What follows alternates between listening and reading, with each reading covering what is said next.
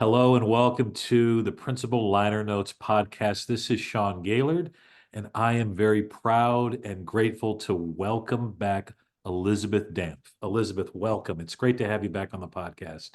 It's so great to be back. Thank you for having me.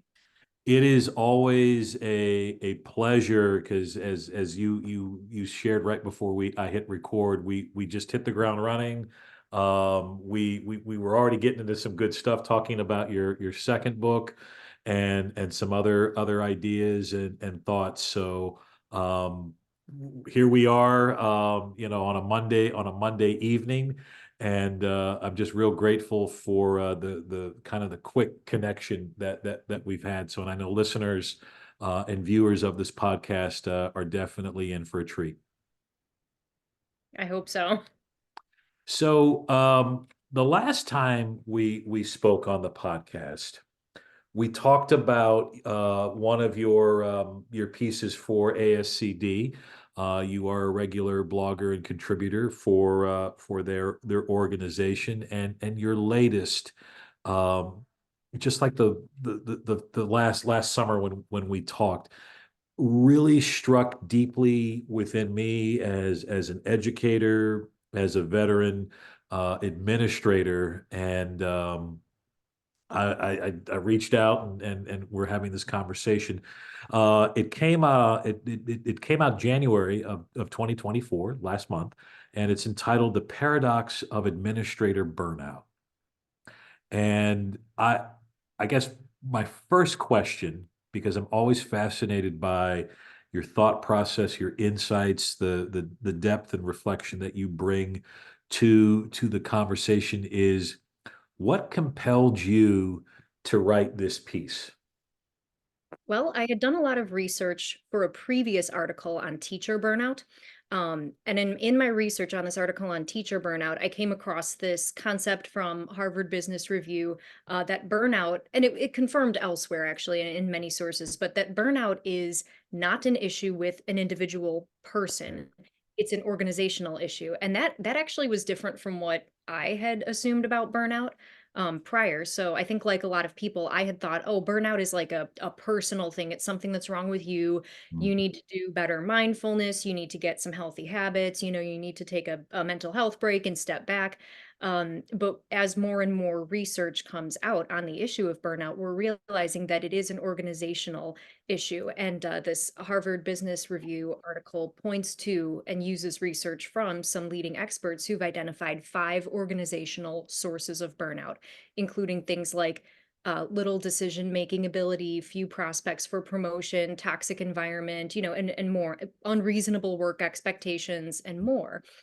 So as I discovered that, I realized, oh, okay, so if burnout's an organizational issue, then it's incumbent on leaders to try and have a burnout strategy to prevent burnout and to address burnout rather than to finger wag at employees and say, do more yoga. And we don't think about it that way. Mm. But then I thought to myself, well, what if you are the manager or a leader or an administrator in an organization, but you yourself feel burnt out? So it's a paradox because on one hand, you're the leader. In theory, you are holding all of the reins and you should be able to do something about the burnout. But if you're experiencing the burnout and maybe you don't have the positional authority within your organization to do a thing about it, most of us are somewhere on a pyramid, right? So people above us maybe have power and we don't, or maybe they don't even have power and we're all just stuck in this cycle. So you could simultaneously be a victim of burnout and the Mm. organization that causes it, but also being put pressure on yourself or having pressure put on you to fix the burnout of other people. So it's very double-sided. And then I think administrators too are in this unique situation where very few administrators have as much unilateral authority as people assume that we do, because we work in this large network, that has all of these other constraints and demands.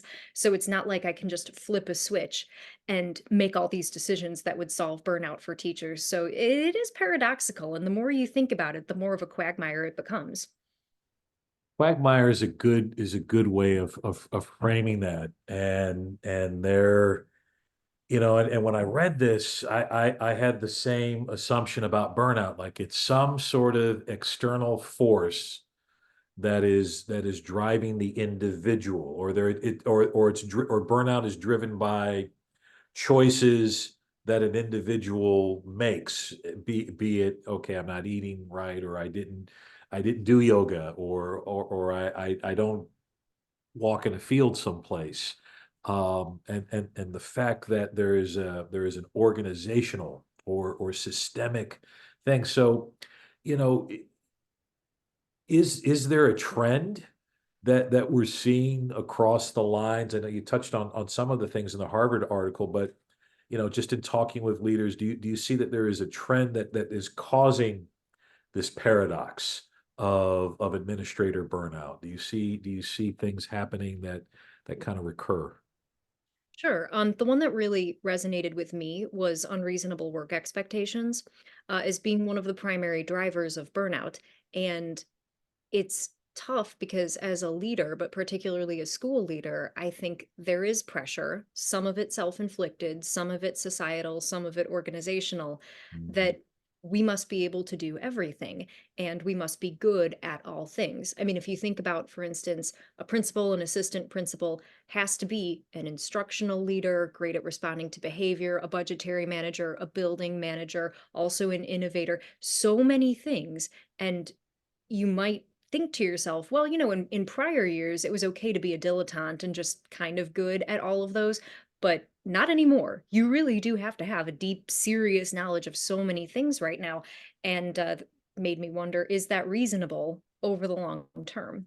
I mean, I just don't know how long, a- and I'm not a principal right now, so I don't Mhm. know, but I just don't know how long a person can sustain that level of expectations, particularly if there isn't an organization to support the developing of all of those skills. So I think that's the driver that when I think about leader burnout, that resonates the most with me is unreasonable work expectations and then an organizational structure that just fuels and piles on and adds more and more and more unreasonable expectations. Yeah, and speaking as a principal, I totally get that and understand that. When I've talked with folks that are in corporate America, or in the business world, or anything outside of education, um, they almost find it absurd when they find out the number of people that a principal is responsible for supervising and evaluating, all of the things that are on a principal's plate, day to day, school improvement plan, visionary, innovator, building manager, all of these things. It's also very similar to the multiple hats that a teacher has to wear as well. And sometimes, as a principal, we'll say, well, man, I didn't get into the classroom today, but hey, we got the furnace fixed. Same thing with the teacher. Man, I didn't have an opportunity to deliver curriculum at this level, but because I had all of these things, and it does seem, in this current framework and in our system, so counterintuitive. And people will be absurd, say that this is absurd. Um, uh, a project manager has 7 people that directly report to them. You have 50.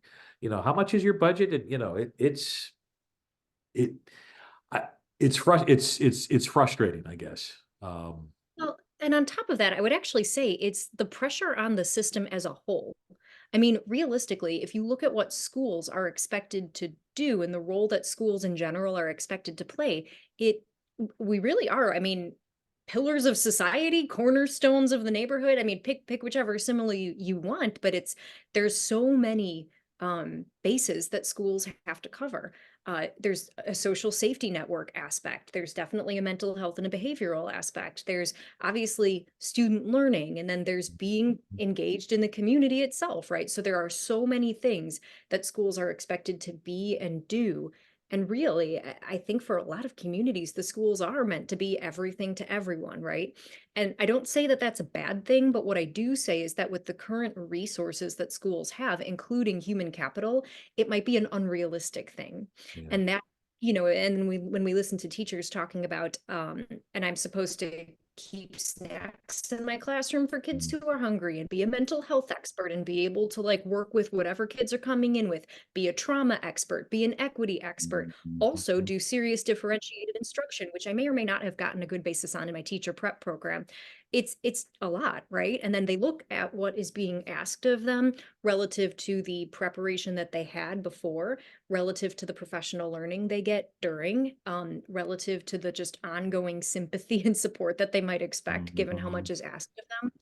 And that's one area where I think we don't necessarily consider, but really all educators, teachers, administrators, related services staff, right on over to bus drivers, nurses, are all in the same boat where more is getting piled on, nothing is getting taken off. So of course there's burnout. And you so definitely place that in your piece where you write, because you go through a whole litany of things that a principal or school leader is responsible for. They may or may not have the power to address organizational issues triggering teacher burnout, and they generally can't control salaries, teacher workload, or social respect. In many places, their hands are tied when it comes to addressing student behavior, state mandates, and other drivers of teacher frustration. Here's the punchline. Leaders can feel pretty helpless, actually. If you broke down when you read, it's now on you to build a burnout strategy. I get it.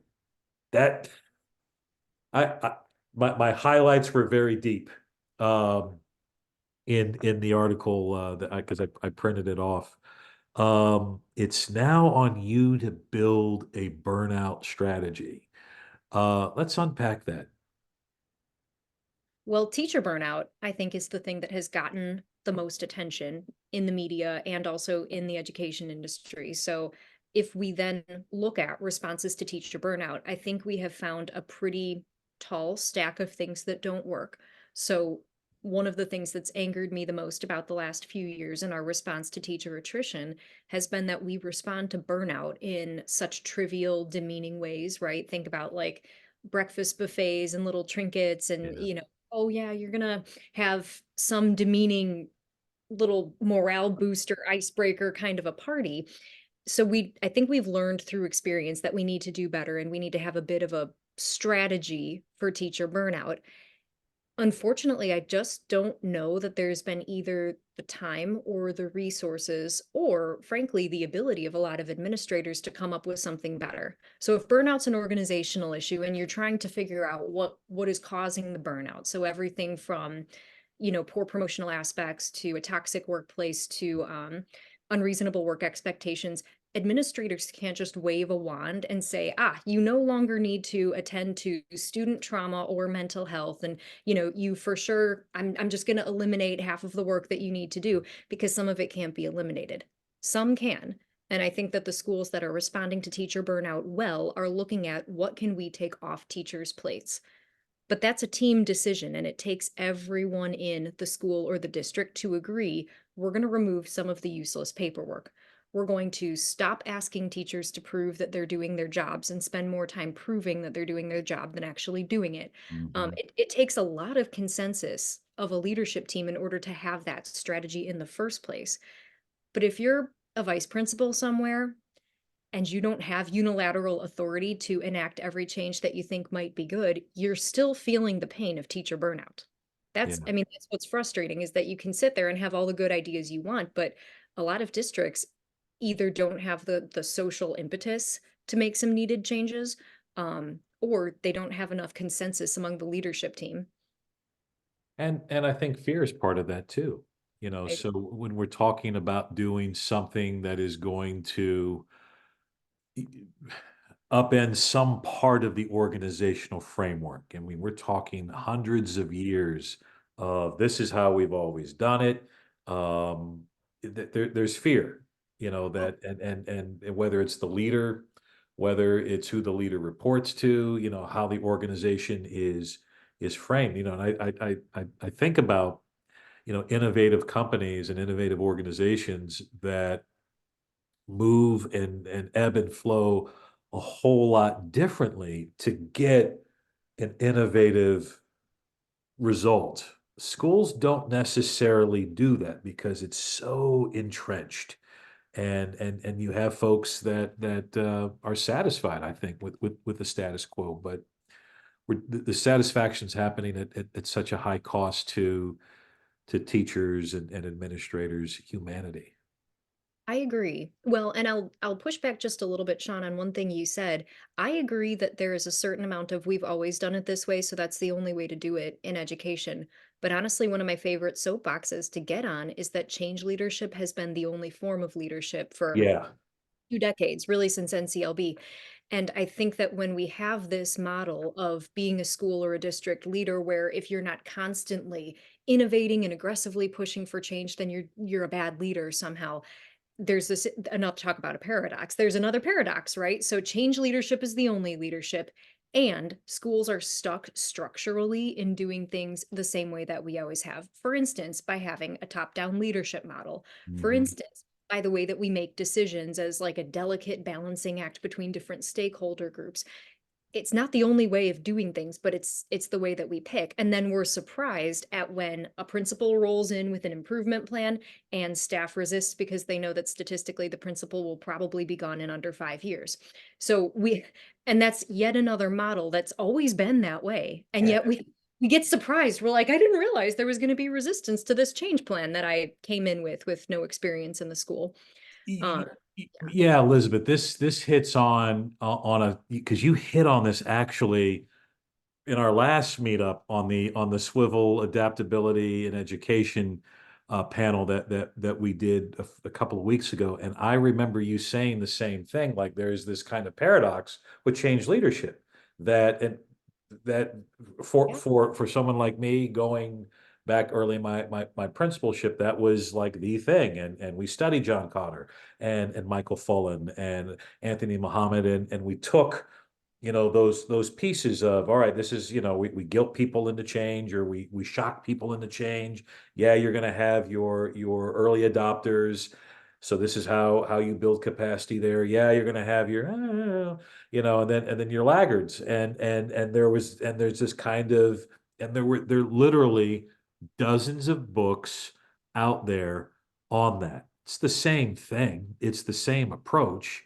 But yeah, no, I appreciate that pushback because it's again, that's a whole nother blog post, my friend. That's a whole nother My paradox. favorite soapbox. I couldn't not say it, but you'd also mentioned humanity, right? And Yeah. as we talk about this whole the different paradoxes that leaders find themselves in, yeah, I think that one of the missing conversations is leaders' humanity. So whether it's because you're trying to be a change leader and you're coming in and you're sincerely motivated by a belief in the innovations and you're doing everything right and you're following what the books tell you to do and everything, or whether it's the issue of burnout and you're trying to help teachers deal with the burnout that they're experiencing while also combating your own.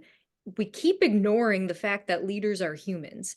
And I do say we collectively, as in all of us together, right? So there's for sure the angry parent on the phone and everyone who's a stakeholder in your district and your teaching staff and your administrative colleagues, and frankly, yourself are going to forget that you are also just a person and that you have the foibles and that you need the grace and that maybe can't do everything with a smile on your face as you wish you could. Tell you a statement that I often find jarring along those lines is, and when a problem would arise in whatever level of my principalship over the years, and a statement would come, people would see, usually one of two statements would happen with principals. Well, I'm glad I don't do what you do. I get that a lot, or that's why you make the big bucks. And then, Mm. and then, hey, it's a little bit of a jab. Um, well, it does echo to the fact that what you said, like there's a level of humanity um, that we all share and that we all carry, and again, this kind of template that we've been hanging on to of the superhuman, the superhero, principal leader that comes in to save and jumps on tables and sometimes may literally wear a cape and we we pat ourselves on the back because hey, we're doing what it says in the book, or we're doing what we saw Hollywood said is change leadership or what have you. And to your point, there are many ways to lead, and there are many ways to compel action. It doesn't. It's not necessarily, and not to negate all of those other fine folks that have created great things. But yeah, there's. It seems like we subscribe to one school of thought. So how does a principal, and again, this podcast is very intentional, um, because as I'm speaking to you, I'm also thinking of that principal who is alone, who doesn't have the connection to an Elizabeth like I do, or a connection to a professional learning network, who may not even have the time or the funds or the wherewithal to be connected to ASCD to find good content coming from folks like you. So for that principal who is feeling isolated, who is feeling that their humanity is broken because of this systemic funk that we're in, what's a step? What's a way out? Or what's a step that one can take to get out of that, or to get towards um, a better mindset?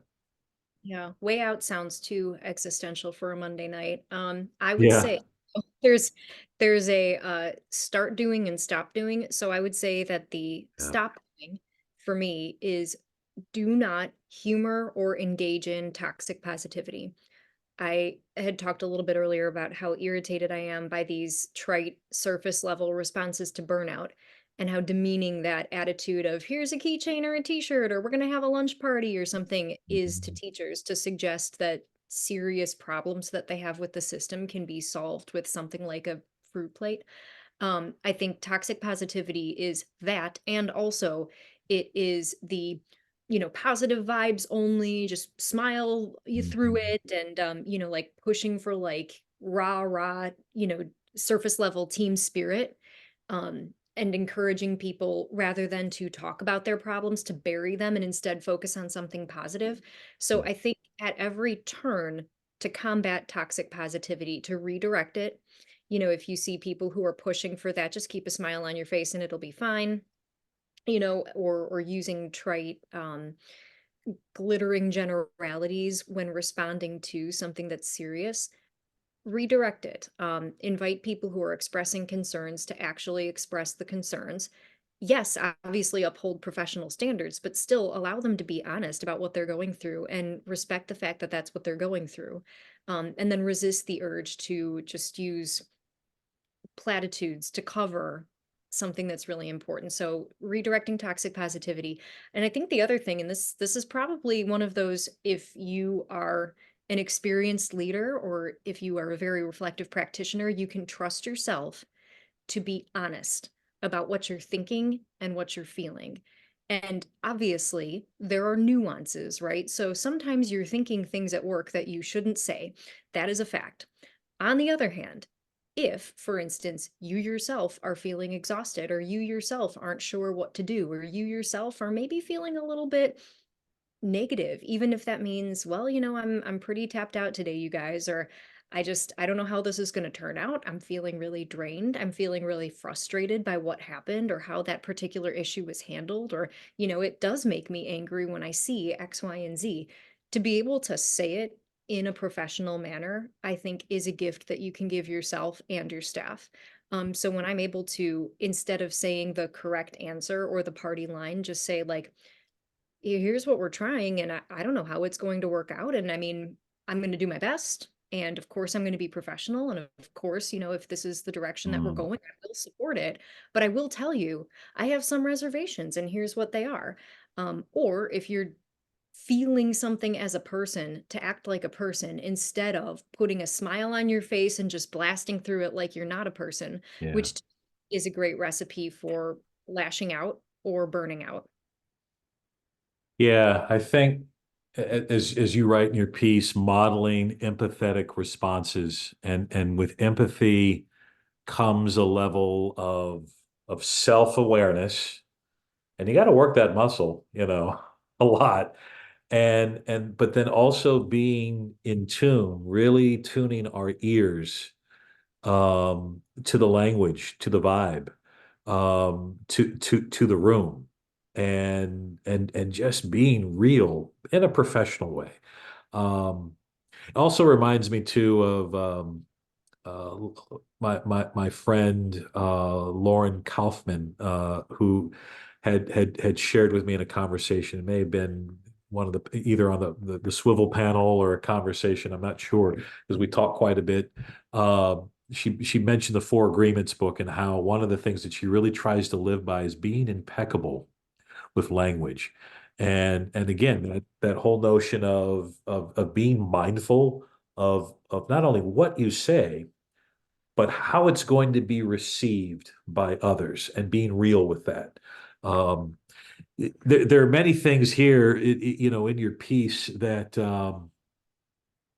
I wish I had learned in principal school. Because even, some of these things 20 years ago when I was in quote unquote principal school, my MSA program, not even a thought. Being impeccable with language, was be that instructional leader and stand on a table and run the PLC and get the buses in and out on time.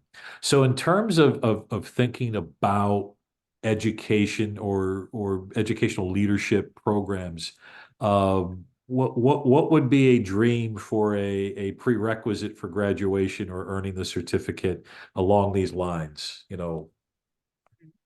That's tough because my state, Illinois, tried something that sounded good in theory, but ended up not working in practice, which was a full year internship. Ah. It's like student teaching, except it had to be during the school days, so you couldn't also be a teacher.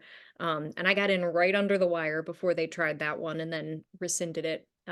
But to answer your question, I think in terms of what would be a prereq, for me, a lot of it would have to be practical.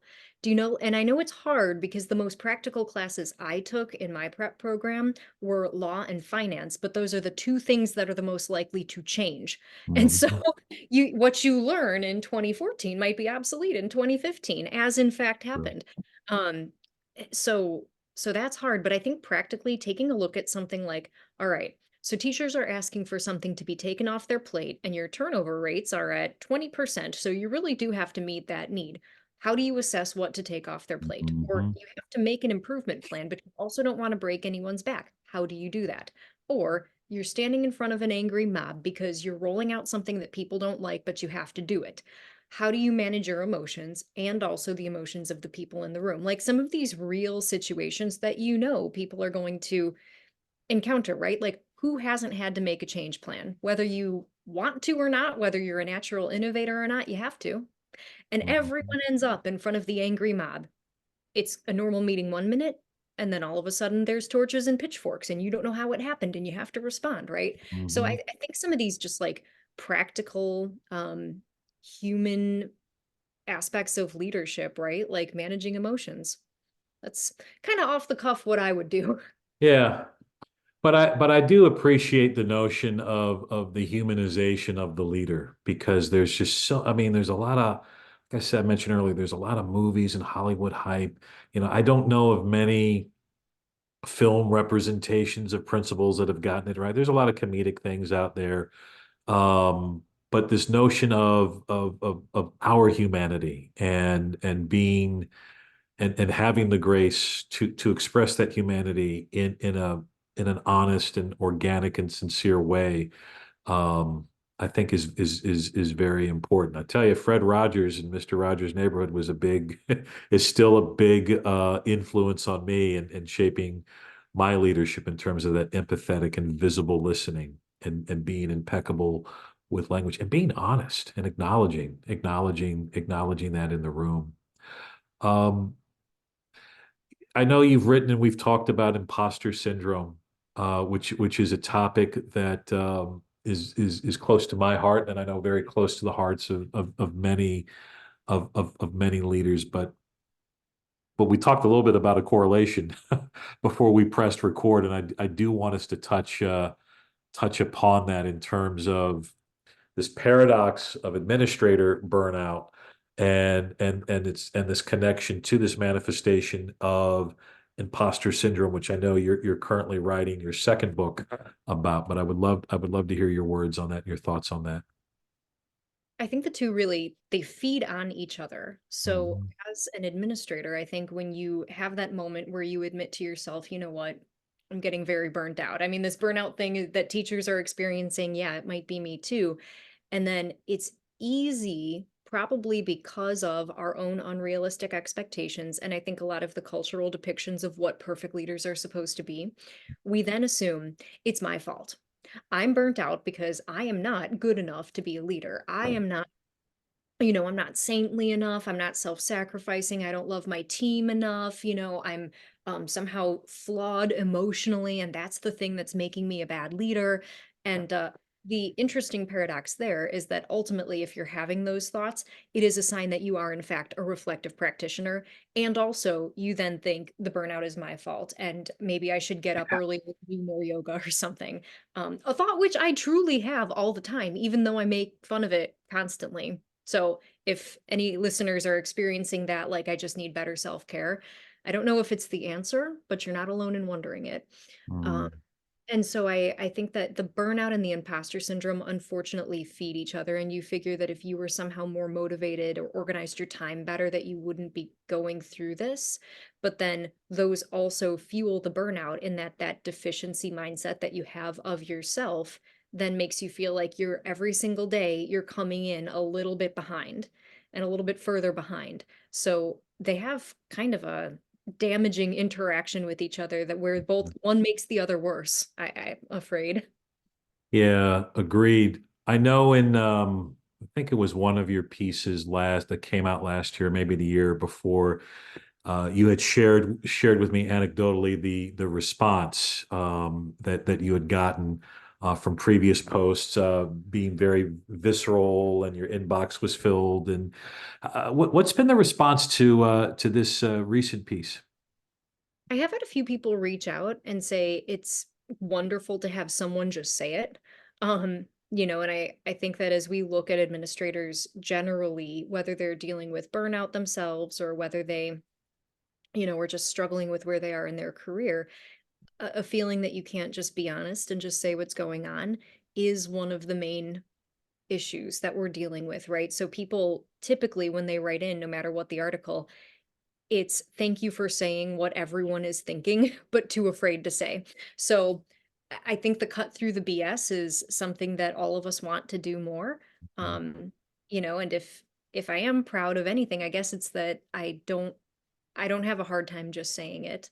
Um, and it comes down to, what I said earlier about if you're a reflective practitioner and you can trust yourself to just say what you mean in a professional way, it will be fine. And also, you might help someone else too. So the response really has been thanks for saying what I'm feeling and putting into words something that's very hard for leaders to say.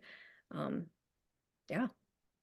Well, it's kind of like the last section of your blog post, navigating the paradox.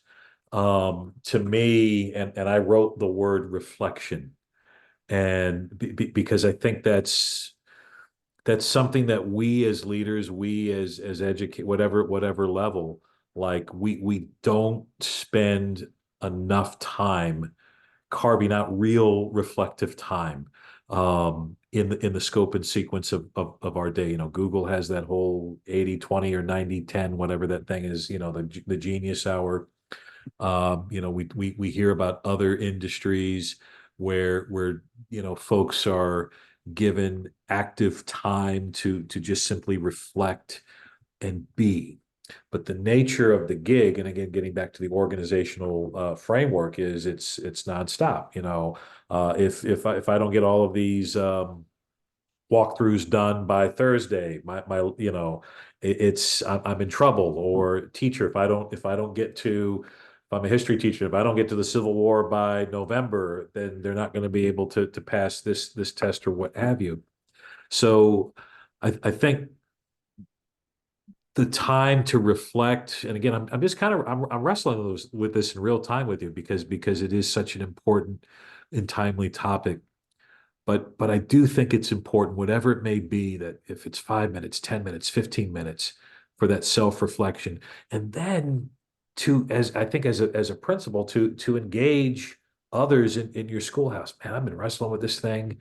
What do you think? How might we? But I really took this last bit where you laid it out. Don't beat yourself up if you and your staff are all feeling burned out altogether, but do spend some time working to create a more open environment, one in which you can name and improve the root causes of burnout one at a time. Yeah. And it's so tough because as I'm listening to you talk about reflection and how hard it is to carve out that time, I don't want that to turn into another thing that people are like, Yes. and now I'm not reflecting enough in addition to, Yes, yes, thank you.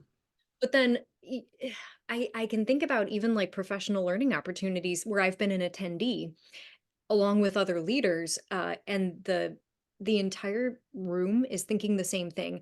Emails, emails, emails. I have to get Mhm. back to my building. And the time has been carved out for us. And we Yes. have someone coming in to encourage us to reflect on our leadership, and we cannot drop it. So then I thought, well, okay, but when have I really reflected? And it's two times. Number one, when I completely botch something, which is fairly regularly, so this is not an issue, but when I Oh, like ruin something, and then, the whole car ride home, like you don't even play music or a podcast, you're just like, I'm so dumb. Why did I do that? Why didn't I say that? Why did I say that? Why did I respond that way? But then yeah. you learn, even if it's in a painful way. So there's a bad kind of reflection. The other time that I reflect is, as you said, when you have a friend or a mentor or a Mhm. coach or just the person in the office next door where you just get that moment of like, I need another brain to help me work through this. Yes. Even if that person is not in the same type of role, but like having a good ear to just say things to sometimes helps you reflect in maybe a more healthy way than when you're beating yourself up, and in maybe a more authentic way than when some leadership expert is coming to tell you what to do while your inbox is exploding. Yeah, I mean, that's a good, simple first step. I mean, having another good ear to, or another brain to share with. To just, and it could be anybody. It could be in that physical space. It could be, in the ASCD space or whatever PLN space, podcast, whatever it may be, So, and again, I'm kind of speaking as I'm speaking to you. I'm also speaking directly to that principal or school leader who is struggling, who is swimming in it neck deep and not knowing how to get out of it. So, there's always a good ear, whether it's Elizabeth, myself, whomever it may be. I mentioned a second book, Elizabeth, and I want to give you an opportunity to not only talk about that in closing, but also to talk about your first book, which I was very honored to preview and endorse. And I know that's going to be coming out in the next few months.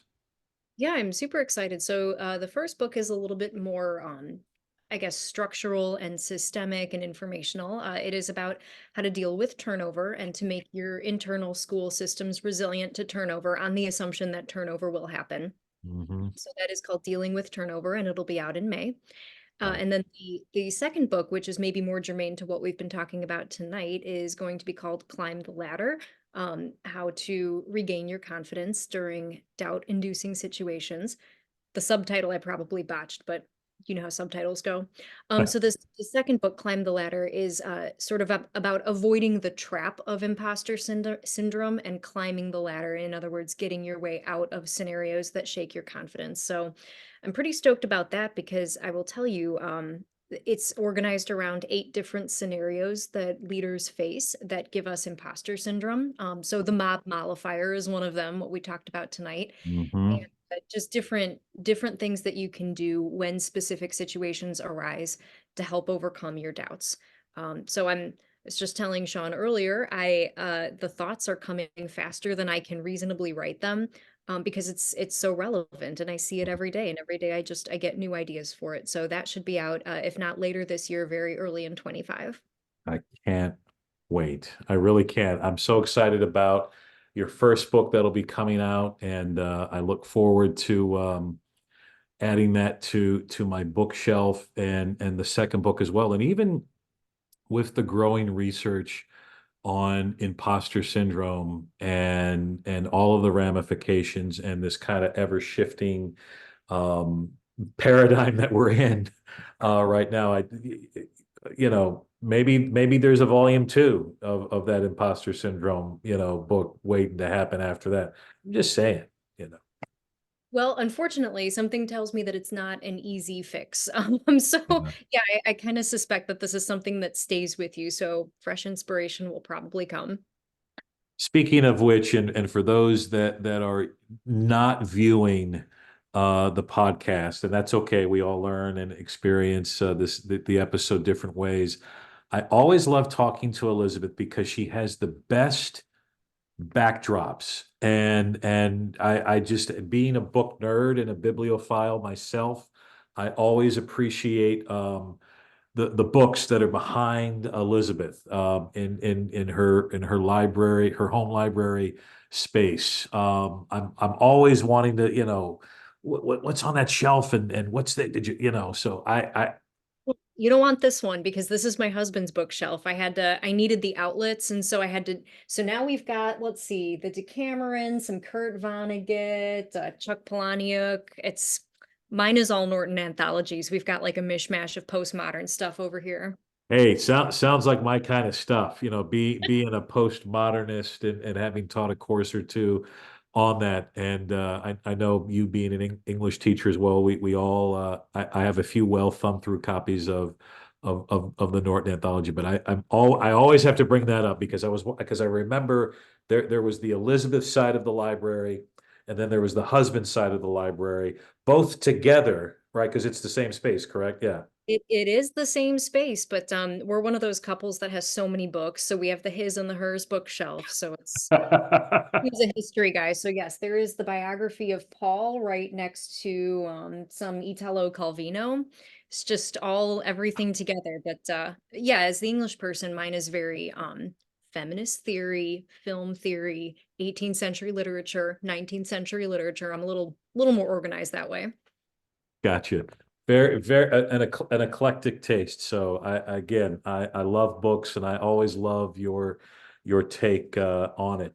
For folks that want to connect with this piece, again, the name of it is The Paradox of Administrator Burnout. It is available through ASCD. If you go to ascd.org and check out the website there, and check out the ASCD blog, where Elizabeth has made several just sharp, spot on contributions to the conversation that is education.